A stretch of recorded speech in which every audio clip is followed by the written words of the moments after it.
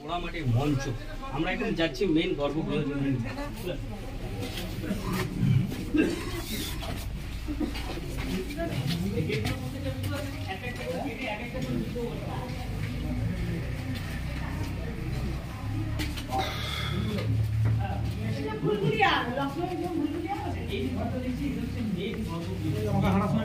যেখানে সমস্ত বিদ্যুতের স্বয়ং দেওয়ার জন্য এই ঘরটাকে ব্যবহার করা হয়, স্বয়ং দেওয়ার জন্য, রাখার জন্য। যে 108টা বিগ্রহ বিষ্ণুপুরে রাজস্ব পালনের জন্য এই মঞ্চকে ব্যবহার করা। এর ভিতরে 108টা থাকতো, 108টা বিগ্রহ থাকতো বর্তমানে। এখন কিন্তু সেই জায়গাতে বিগ্রহ সব জায়গায় দেখতে পাওয়া যায় না সংগ্রহ, কারণ এখনো যারা রাজ পরিবারের বংশধর আছেন ওনারা কিন্তু সেই বিগ্রহকে নিয়ে চলে গেছেন। আমরা দুটো জায়গায়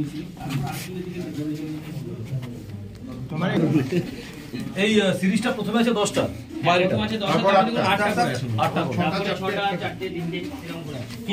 টেরাকোটার কাজটা কি আমরা এই দেওয়ালের মধ্যে কিছু কিছু কাজ দেখতে পাই। যেমন ধরুন এখানে নৃত্যকলার কিছু দৃশ্যের কাজ আছে, এখানে নাচ করার দৃশ্য আপনি ওখানে পাবেন, কিছু মহিলাদের নাচের দৃশ্য। তারপরে আছে দেখুন এরকম বৈষ্ণব ধর্মী যে দুহাত তুলে শ্রীকৃষ্ণের নাম সংকীর্তন করছে, তার একটা কাজ দেখতে পাবেন ওই যে ওই দেওয়ালের মধ্যে একদম আপনার ফার্স্ট সেকেন্ড এখানে দেখুন এই দেওয়ালটাতে আমরা দেখতে পাচ্ছি শ্রীকৃষ্ণের নাম সংকীর্তন করছে দুহাত তুলে বৈষ্ণব ধর্মী যারা হন তারা কিন্তু এই যে। আচ্ছা, এইখানে কিন্তু প্লাস্টার বলুন বা টেরাকোটা তৈরি করা হয়। এটা হচ্ছে ডোকরা শিল্প, কাঁসা, পেতল, তামা 3টে ধাতুকে দিয়ে বানানো হয়। 3 নম্বর হচ্ছে বিশ্বপুরী নিজস্ব সঙ্গীত ঘরানা, গান আছে বিশ্বপুরী ঘরানা।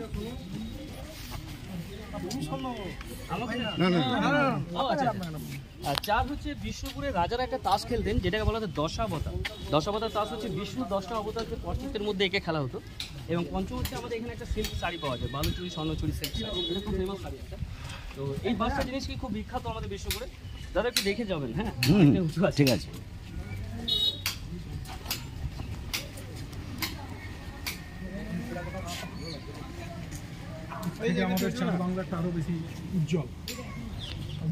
এটা পঙ্কের কাজ বলা হয়, প্লাস্টারের সঙ্গে আরো অনেক কিছু দেওয়া হতো, যেমন চুন সুরকি বলা হয়, এর সাথে চিটে গুড়, বিউরির ডাল, তামাক পাতা, জল, পচা কালো খয়ের এইসব মিশিয়ে একটা সংমিশ্রণে পেস্ট বানানো হতো। এই পেস্টে কিন্তু আটকে রেখেছে এই জায়গাটা। দেখি তখনকার দিনেরই, হ্যাঁ তখনকার দিনে। মানে আমি দেখাবো পঙ্কের কাজটা কি। একটা ল্যাটেরাইট পাথরের তৈরি খোদাই করা মন্দির আছে রাধেশ্যাম, সেখানে আপনি দেখতে পাবেন পঙ্কের প্লাস্টারটা কি আছে। আমাদের ইটগুলোকেও কথা আছে তাই, ইটগুলো রাখা হয়েছে তাই।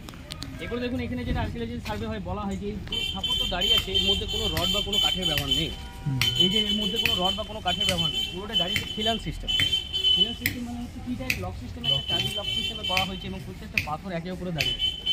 রিসেন্টলি যে রাম মন্দির আমাদের তৈরি হলো সেই রাম মন্দিরের মধ্যেও কিন্তু এই খিলান সিস্টেমটাকে ব্যবহার করা হয়েছে, যেখানে ইন্টারলক যেটা পাথরের সাহায্যে ইন্টারলক সিস্টেমটাকে ব্যবহার করা হয়েছে, যেখানে কোনো রড বা কোনো কাঠের ব্যবহার নেই।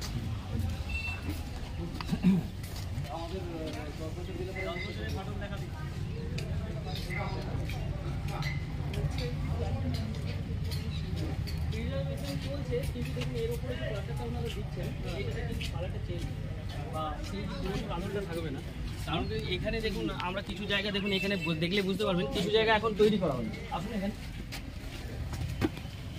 এই জায়গাটার ইটগুলো দেখুন আর এই জায়গার ইটগুলো দেখুন, দুটোর মধ্যে আপনি তফাৎ পাবেন, তাই না? এই জিনিসটা সেই ইয়েটা নষ্ট হয়ে যাচ্ছে, তার যে আচ্ছা এটা পরে এটা রিজার্ভ করা হয়েছে, পরবর্তীকালে এটা নতুনভাবে তৈরি করা হয়েছে এই জায়গাটাকে। হ্যাঁ ওটাই ইউজ করছে, মানে যেটা বাইরে নষ্ট না হয়, ধরে থাকবে। এবং কি এখন আমাদের